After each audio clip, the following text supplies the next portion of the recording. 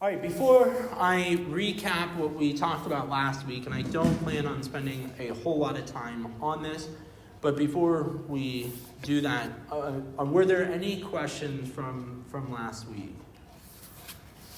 I know some of you have been hankering to dive into this book, and if you've been patient and have not read ahead, I appreciate it.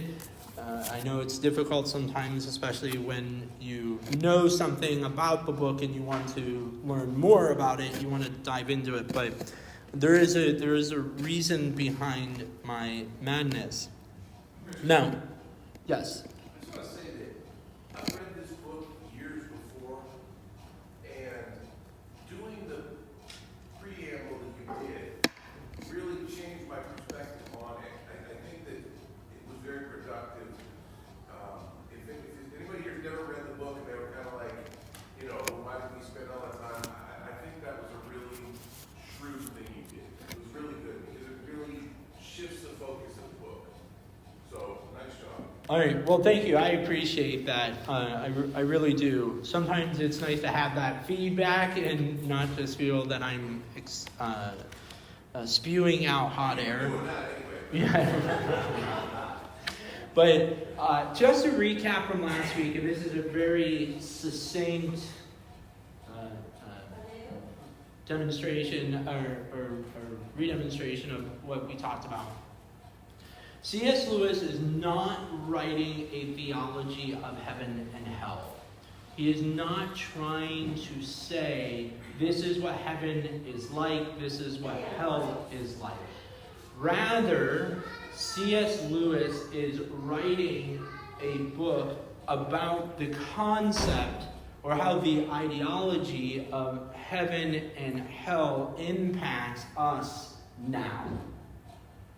Remember, he wrote this book in 1944, 1945, somewhere around there. His introduction concludes on April of 1945, which is when pretty much the European conflict was dying down.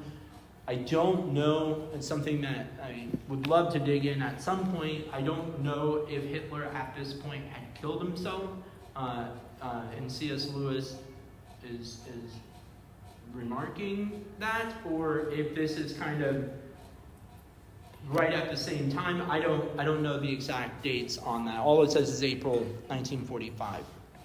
But anyways, this is not a theology of heaven and hell, but rather how do the concepts of heaven and hell impact us even now? Any questions? All right, chapter 1. I seemed to be standing in a busy queue by the side of a long, mean street. Evening was just closing in, and it was raining. I had been wandering for hours in similar mean streets, always in the rain and always in evening twilight. Time seemed to have paused on that dismal moment when only a few shops have lit up, and it is not yet dark enough for their windows to look cheery. And just as the evening never advanced to night, so my walking had never brought me to the better parts of the town. However far I went, I found only dingy lodging houses, small tobacconists, hoardings from which posters hung in rags, windowless warehouses, good stations without trains, and bookshops of the sort that sell the works of Aristotle. I never met anyone. But for the little crowd at the bus stop, the whole town seemed to be empty. I think that was why I attached myself to the queue. I had a stroke of luck right away, for just as I took my stand, a little waspish woman who would have been ahead of me snapped out at a man who seemed to be with her. "Very well then, I won't go at all, so there," and left the queue. "Pray don't imagine," said the man in a very dignified voice, "that I care about going in the least. I've only been trying to please you for peace sake. My own feelings are that of course, a matter of no importance. I quite understand that." And suiting the action to the word, he also walked away.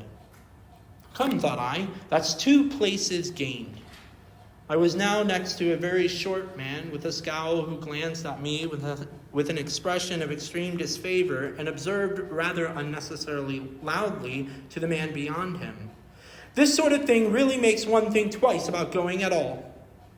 What sort of thing, growled the other, a big, beefy person. Well, said the short man, this is hardly the sort of society I'm used to, as a matter of fact. Huh, said the big man, and then added with a glance at me. Don't you stand any shots from him, mister. You're not afraid of him, are you? And then seeing I made no move, he rounded suddenly on the short man and said, not good enough for you, aren't we? Like your lip? And next moment, he had fetched the short man one on the side of the face that sent him sprawling into the gutter.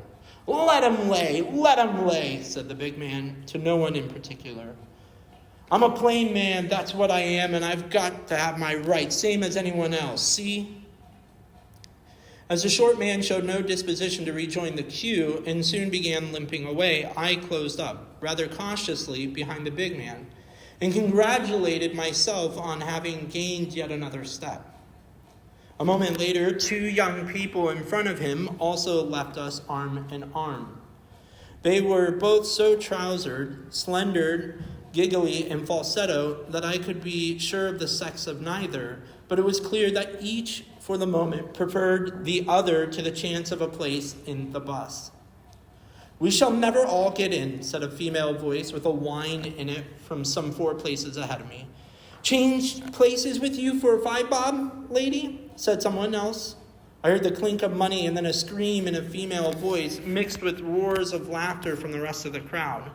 The cheated woman leaped out of her place to fly at the man who had bilked her, but the others immediately closed up and flung her out. So what with one thing and another, the queue had reduced itself to manageable proportions long before the bus appeared.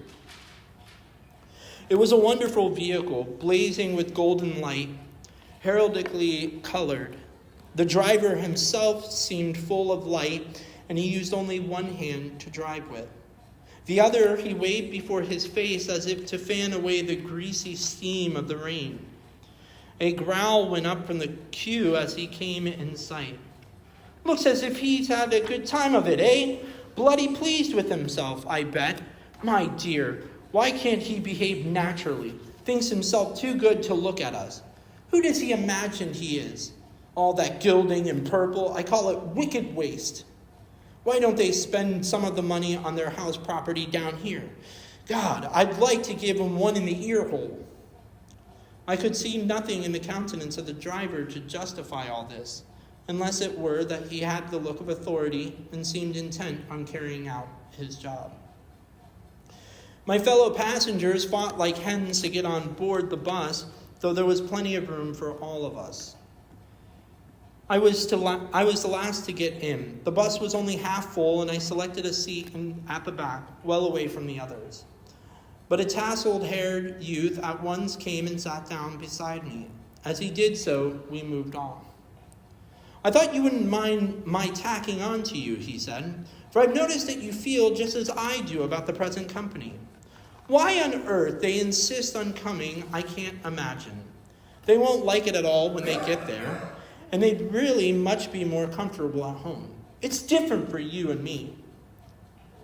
Do they like this place, I asked. As much as they'd like anything, he answered. They've got cinemas and fish and chip shops and advertisements and all sorts of things they want.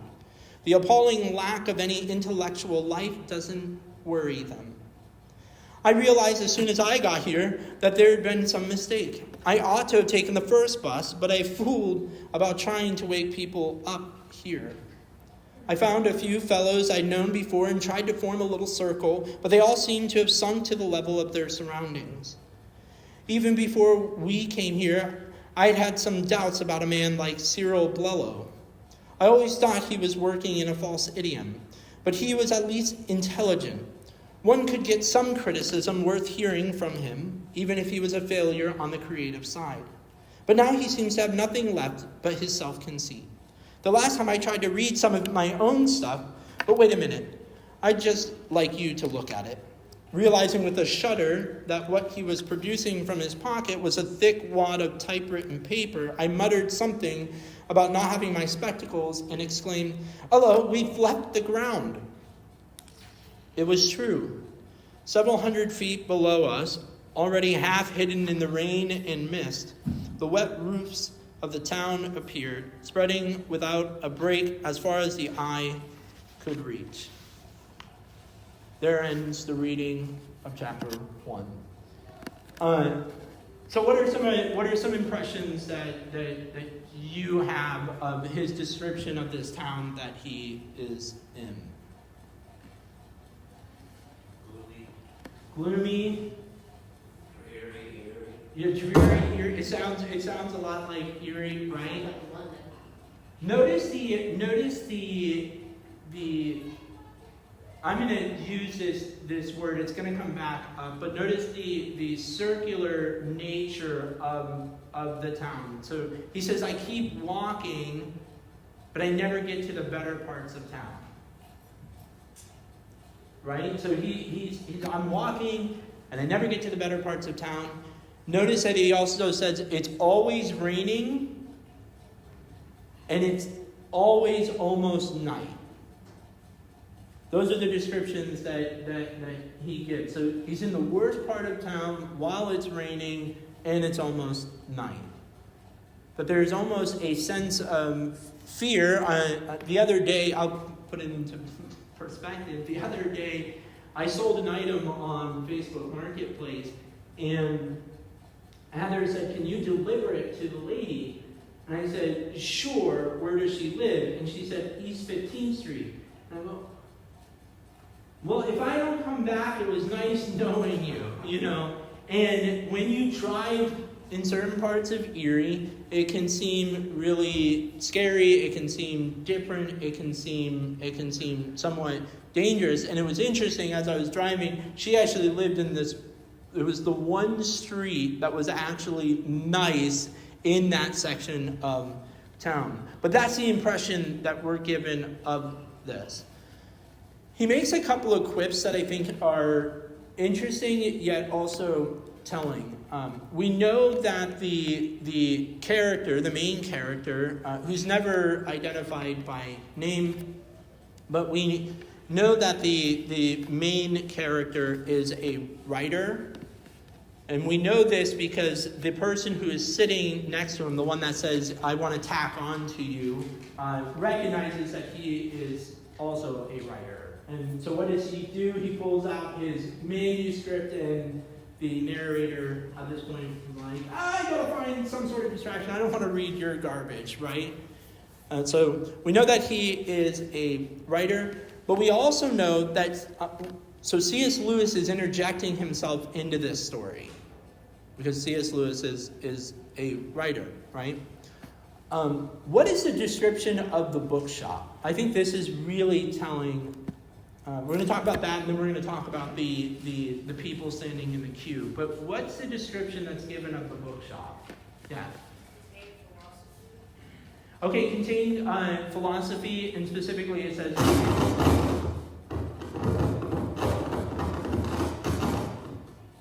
Spell that, please. So it contains the works of Aristotle. Why do you think that's telling? What do you think C.S. Lewis is trying to say by mentioning that? Was that like on the rise at the time of Okay, so there is this move away from, because remember, this is 1945, so this is the rise of postmodernity. You were transitioning from modernity to postmodernity, so you have people like Sartre who are writing. There is a Bertrand Russell at this point is teaching. Bertrand Russell wrote books such as Why I'm Not a Christian. He also wrote A History of the Western Philosophy. So there is this renewed interest in philosophy. The interesting thing about this, and I was pondering this as I was walking here, the interesting thing is this is not a criticism of Aristotle himself. And in fact, I think it's more of a criticism of our approach to Aristotle rather than the writings of Aristotle. Does that make sense? Our interpretation of Aristotle, not Aristotle himself. What do I mean? Oftentimes, we can dive into intellectualism and forsake creativity in the element of story. C.S. Lewis wrote Chronicles of Narnia. He wrote the Planet trilogy. He wrote the Space trilogy. He wrote numerous short stories about fairy tales and fairy tale-like elements. He wanted to approach philosophy, which he does in books like Mere Christianity, The Four Loves. He approaches philosophy, but from a creative element, which Aristotle himself did. Aristotle actually wrote quite a bit on the art. And I think what C.S. Lewis is trying to draw our attention to is the impact that philosophy has outside of when philosophy is removed from creativity, the impact that it has on society. That we create people who seem to be intellectual but can't actually get their ideas across. Does that make sense? And this is what he's wrestling with just in that short little description of the bookshop, right? All right. What can you tell me about the people standing in queue? Yeah. Okay, they're dysfunctional, right? So you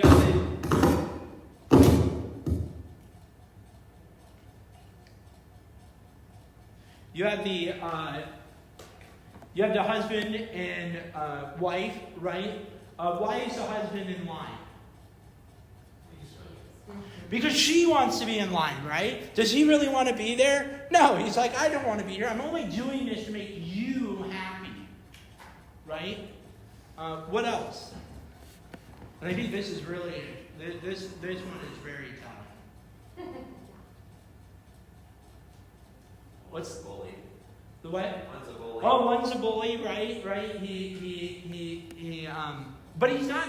But is he being a bully for the sake of being a bully, or what is he standing up against? Because remember, what is the big beefy man? What does he say to the short man? Danae. Oh wait, that's the short man. The short. Well, yeah. Or, I'm sorry. What does the short man say to the big beefy man? He thinks he's better than the short man. Like they're not good enough for him. Right. So the short man says like this isn't my kind of place. Like I shouldn't be here, right? And then the big man's responding to it. Yeah, he's bullying him by punching him in the face. But what is he bullying against? A sense of superiority, right? Also very telling. I love C.S. Lewis with all these little connections.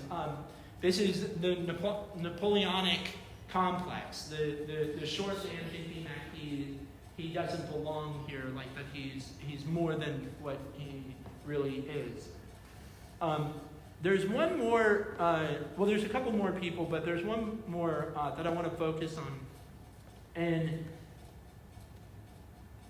Like Hugh, I read this book years ago, never thought anything about these two people, and now that our culture is inundated with this, how prophetic is it that, what does he say about the two people? He can't tell if they're male or female, and they are more interested in each other than they are in getting on the bus. That they're consumed with each other rather than getting on the bus. And what do? They go off to do whatever, right? I find that absolutely fascinating that he's recognizing the impact of the culture and ultimately what it's going to lead to if it keeps up.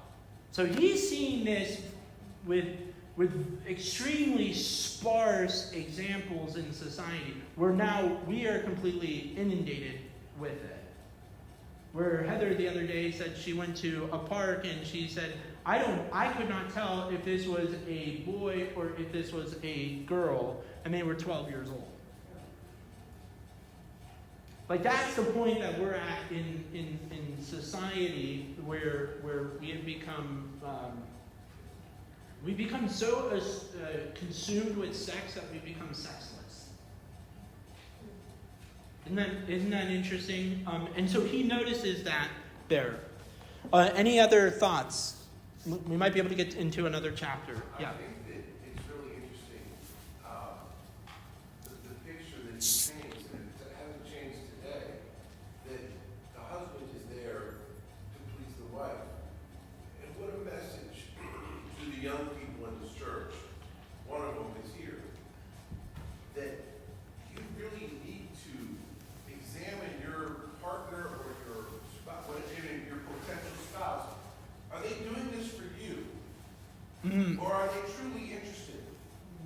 And there's a big difference. And we're seeing that with some of the young people in our church right now, as they're beginning to date and they're beginning to, and you know what? That's a deep, deep message. And I don't like to throw out spoilers, but this becomes a very prominent theme throughout this book.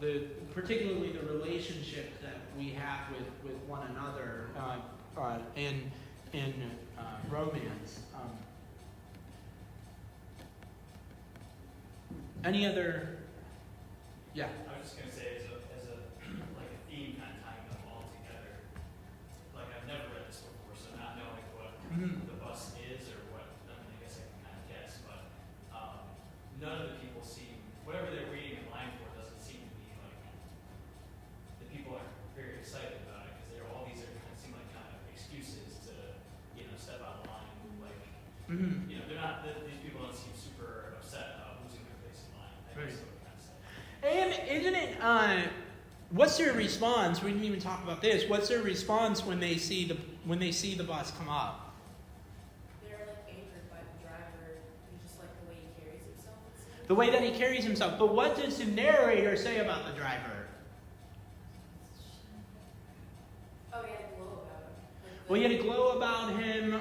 He seemed to be covering his face with his hand. We'll talk more about. Well, if I remember, we'll talk more about this later. Somebody somewhere write down Moses and the bus driver. I will remember what that means. Hand, Moses, bus driver. Somebody write that down. We'll talk about it later. So he's covering his face. What is he wearing? Purple, right? They say, what a waste of money. They could use it for housing, right? But what does the narrator say about the bus driver? Not his description, but he's doing his job. I could not see any justification for their way of thinking. Right? So that's really, really, really important. And that ties into what Rob is. They don't seem concerned to lose their place in line. It's almost as if the bus stop is just kind of this, it's the only thing in town to do, so we might as well go there on board. I'll just move on. Right? Okay. I think we might be able to sneak in at least part of a second chapter.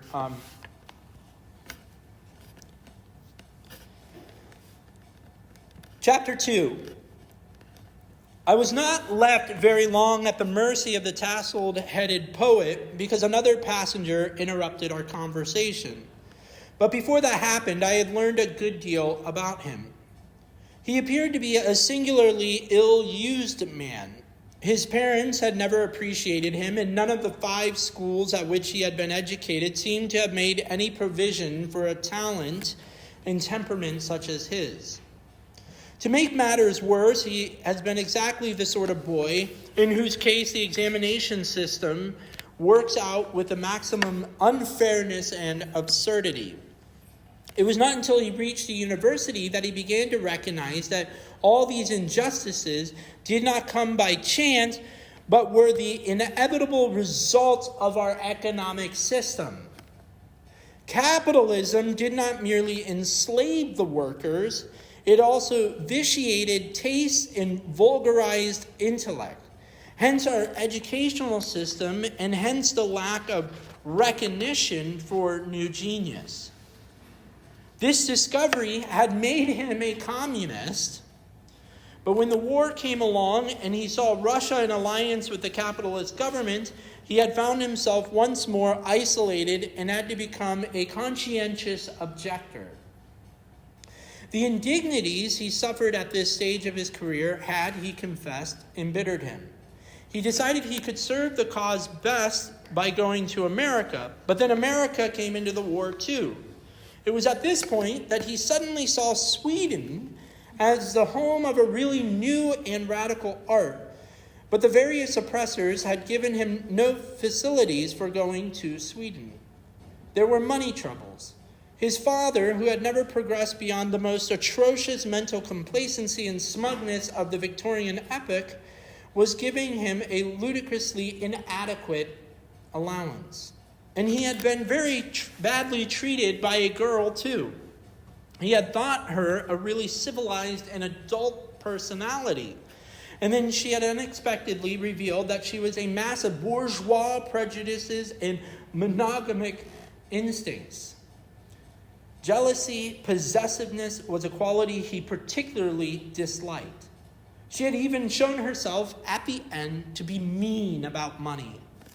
That was the last straw. He had jumped under a train.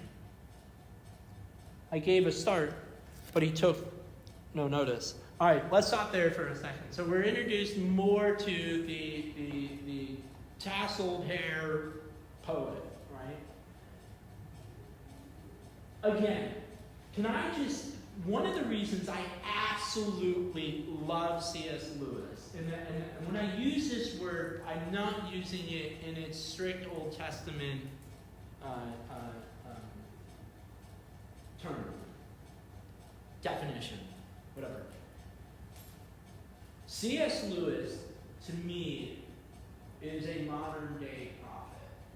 Now, again, I don't mean to say that he's, receiving visions from the Lord or that he is speaking on behalf of God. I don't mean to imply that.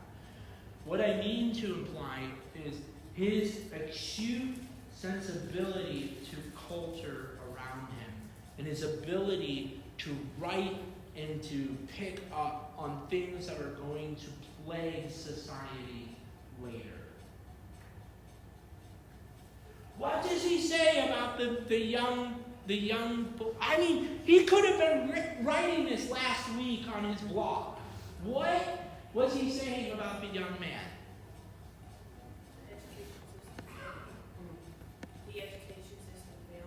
The educational system failed him. But not just the educational system. How about everyone? It's everyone else's fault. The reason I'm in this predicament is not because of anything that I've done. It's everyone else's fault. Right? Which ultimately leads him to become what? A communist. Don't we see that in today's universities? It's never my fault. It's always their fault. It's the boogeyman that's in the corporate capitalistic societies. They are the ones who are directing and crushing us, right? Yeah. And then he says his father doesn't give him an adequate allowance. He hates the capitalistic society, right? As long as it doesn't benefit him. He has no problem his father working and providing him an allowance. But it's not adequate enough. right? Sounds just like the leftists of today. The kids that are graduating in 2020, 21, 22, 3, 4, probably for the next couple of decades, coming out of university, where they are, excuse my French, but sucking the teat off of the leftist ideology. And so, to me, it's amazing that he recognizes this 80 years ago. Right? So how does what happens to the young man? He doesn't get to go to the promised land. Yeah, he doesn't get to go to the promised land. I was waiting for that. So, interestingly enough, so speaking about that, he says various oppressors prevented him from going to Sweden, right? And one of the things, this is a sidebar, this is now me just giving more history to the war. Sweden was neutral-ish, right? Very much Very much ish. So Germany wanted Norway, and the only way that they could really access it, because they basically lost the sea route to Norway, the way that they could get there was by conquering Finland, which they managed to do, but then Sweden is there. So Sweden said, hey, you can ride the rails, you just can't step off onto our land. So they kept it neutral, but they gave Germany basically permission to use their rail system to get into Norway, which is kind of not cool. But anyway, I don't know if that's what C.S. Lewis is hinting at, but it wouldn't surprise me if it was. Playing on the ish aspect of the neutrality. So what does the man ultimately do? Yeah, he threw himself under the bus, right? Or under the train. He threw himself under a train. So this is the person who is the poet, the intellect, the super genius, at least in his own mind, the super genius that wants to gain the attention of our narrator. So he says, I gave a start, but he took no notice. Even then he continued. Ill luck had continued to dog him. So even in his death, he threw himself under the train, right? His ill luck continues to follow him. He had been sent to the gray town. But of course it was a mistake. I would find, he assured me, that all the other passengers would be with me on the return journey. But he would not. He was going to stay there. He felt quite certain that he was going where at last his finely critical spirit would no longer be outraged by an uncongenial environment, where he would find recognition and appreciation. Meanwhile, since I hadn't got my glasses, he would read me the passage about which Cyril Blello had been so insensitive.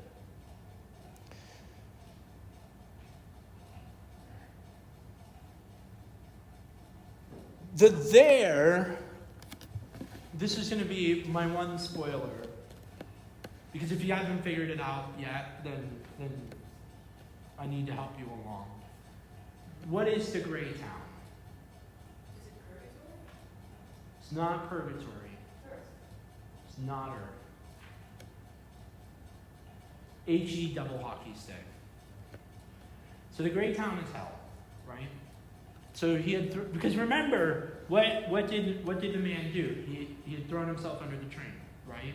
So the man should not be in hell. That's his impression, right? What is his version of heaven? The there. Recognition and appreciation. Isn't that what many of us pine for? is recognition and appreciation. And don't we oftentimes, even if we don't really mean to, kind of think about heaven as a place where we will be fully realized rather than someone else?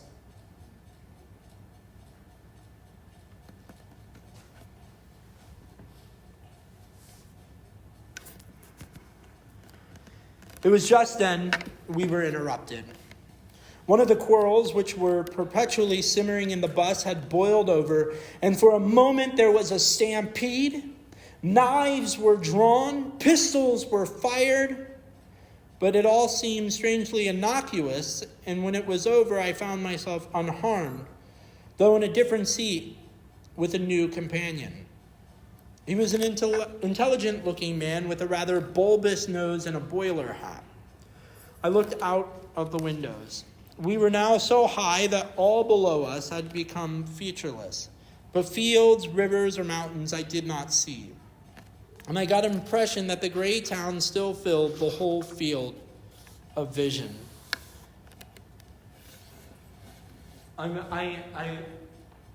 This is one of my favorite short little scenes because it happens so quickly, and if you take the time to go back and reread what happened. So basically, something erupts on the bus, right? So he says a stampede happens, knives are drawn, pistols are fired, right? And it all seemed innocuous or harmless, right? But what happens as a result of that? What? New seat, new companion, right? What happened to everybody on the bus?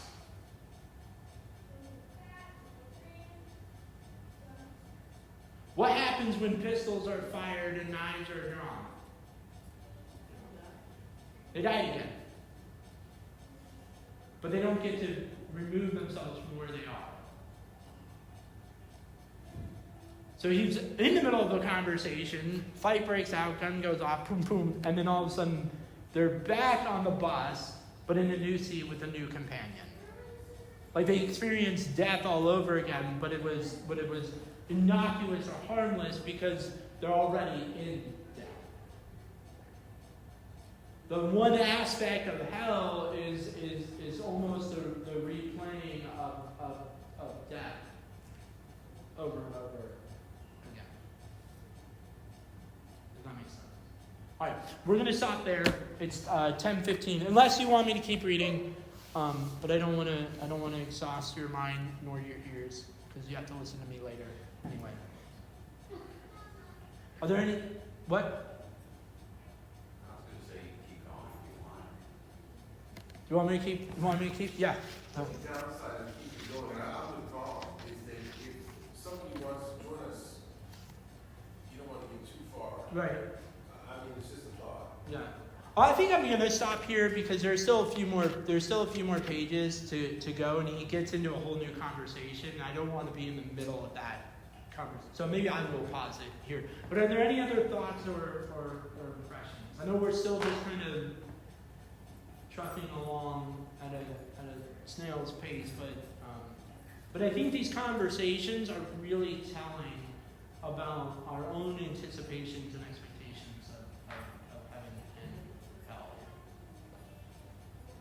No, Christian, I do think you hit something that when we personally think of heaven, we should really examine ourselves because ultimately what you said is right. We're going to have, we think about what we're going to gain or our acknowledgement. Mm-hmm. That's a very, very humbling, Mm-hmm. very humbling thing to say, to accept. Mm-hmm. But it shows how sinful we really are. Right. We still think it's about us, even though we're saying it's not about us. Right. It's kind of sick, really. Yeah. No, I think that's a good point. Yeah. How many times do people say, oh, well, he's going to go to heaven, he was a good guy? Yeah, well, Right. Well, yeah. I don't belong here. I'm an intellect. I belong where there's other smart people. but even from a Christian perspective, no matter how much we recognize that we are sinners and that we don't belong there, our ultimate vision of heaven, if we're being honest, is what am I going to be recognized Right. for? I mean, that's really, I've never thought about that from that perspective. That's really awesome. It's not about him. I mean, think about that. Or even not having to be here with all of the kids. Right. I mean, that's still self-centered, it's still I don't have to live in this. It's escapism. I don't have to deal with all this sin. I get my vegetarian, which doesn't look like this. Notice by the way, so I find this again telling. So the young man, the young poet, says to the narrator. I want to read the line here. If you have this copy, it's page 8. He says, even then, so this is after the young man threw himself under the train. And he says, even then he continued, ill luck had continued to dog him. He had been sent to the great town. But of course it was a mistake. Now listen to what he says here. I would find, he assured me, that all the other passengers would be with me on the return journey. So remember, he initially wants to the young man wants to tack himself onto the narrator because they're similar. Right? Oh, you're a writer too? Let me show you my manuscript, right? What does he say? What does he say to the narrator? Not in direct quotes, but in their conversation, what does he say about the narrator? What's the impression that the young poet has of the narrator? Let me read it again. Listen carefully. But of course it was a mistake. I would find, he, the young poet, assured me, the narrator, I would find, he assured me, that all the other passengers would be with me on the return journey. That the young man reached his destination and everybody else would stop. Yeah, so even the writer that he's tacked himself onto, the narrator, right? The narrator is going back to hell. The narrator is not good enough to be there, right? This is the impression that the young, and again, going back to the prophetic nature of C.S. Lewis, how often do we see this between student and teacher? Where the student latches on to the teacher, right? Until they no longer need the teacher and they assume that the teacher is worthless and throw him under the bus. You have this all the time, by the way, in left-leaning universities, where you have professors who are now coming out and going, I think we took this too far. And the students say, we want nothing more to do with you. We're not taking this too far. We still have further to go. We're going to leave you in the dust. Does that make sense? When you think about the discussion, or his description earlier about the bookshop, he says it sells books like the life or the works of Aristotle, right? The problem with a lot of the modernist and postmodernist philosophy was that they were throwing their teachers under the bus. They were like, we love Aristotle, but he didn't go far enough. We love Plato, but he didn't go far enough. Now we're gonna go even further than they are. And as a result of that, we're going to throw those philosophers and all that they held to under the bus. We have no longer any use for them. They won't be in this new glorified place. Does that make sense?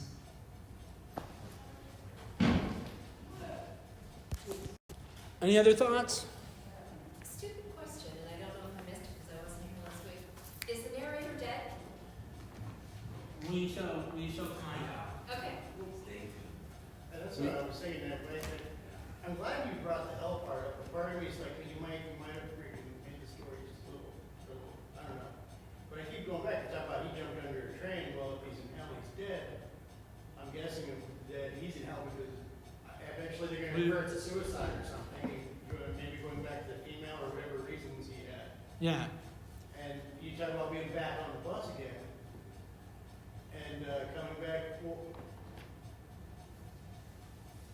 I guess where are they going on the bus is another thing I want to know, but that is, I'm hoping will come out. We'll get to that. We'll get to that. Yeah. Well, Yeah.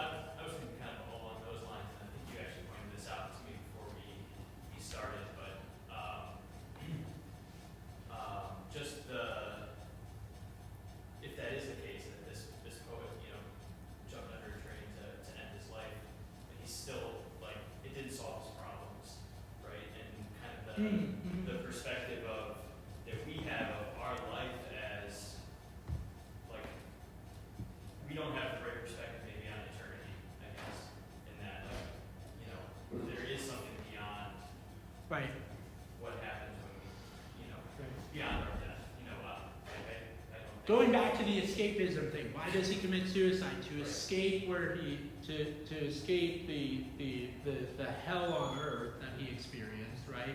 But now he's in a new version of hell. Kind of like a perpetual loop, sort of. The circular nature that's going to come back up. Yep, the circular. Yeah, at least at the beginning. Anything else? I have a hard time not going home and reading the book. Yeah, I know. Try not to. I try not to. It's a work of patience.